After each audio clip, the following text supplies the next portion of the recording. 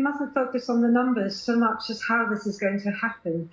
And one of our core recommendations is that a national epidemic is made up of thousands of little outbreaks, and you can only put out those outbreaks locally.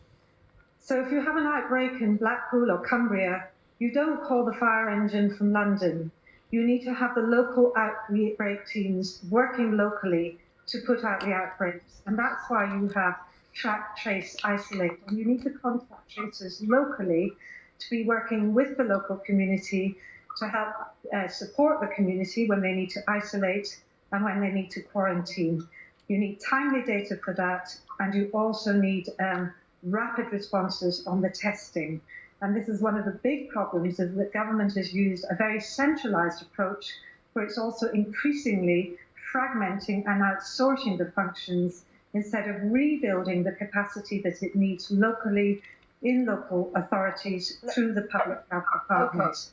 The real issue about how the testing is being done, why it's being done, and what it's being done for. So we again would urge rebuilding the local capacity for testing in the NHS labs and the university labs locally, and that needs to be integrated with the health professionals who are looking after patients or people who have symptoms, and also integrating with the contact tracers. That is what's not happening. We don't have the local teams in place. And I think it's very heartening to know that Scotland now has a 2-year plan where it's going to put in track, trace, isolate and support. And it's going to do that locally using its local authorities and its public health departments. It's not going to use the app yet. It's actually going to use contact tracers and mobile telephones and put in the support locally into the community. But presumably it cannot all be local. I mean, at some point you need to be making policy on a national level. You need to see the whole picture if you're the government.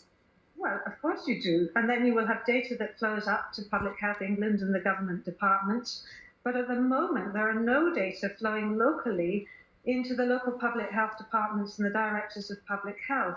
And the whole point is you need a timely response. You need instant reaction.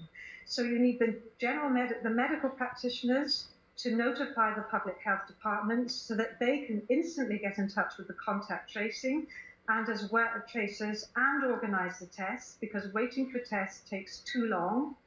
And at the same time, of course, then you feed up the suspected cases to the top along with the test results, but you can only get on top of this locally. You have an app that is completely unevaluated and untested. We know that contact tracing on the ground works. We do not know whether this app will work, and we don't know how it's going to work, how it's going to integrate into the local healthcare system, how it's going to inform GPs, how it's going to inform the public health department, how it's going to coordinate with the tests. And above all, there are so many concerns, not least, of course, the data security and the data privacy.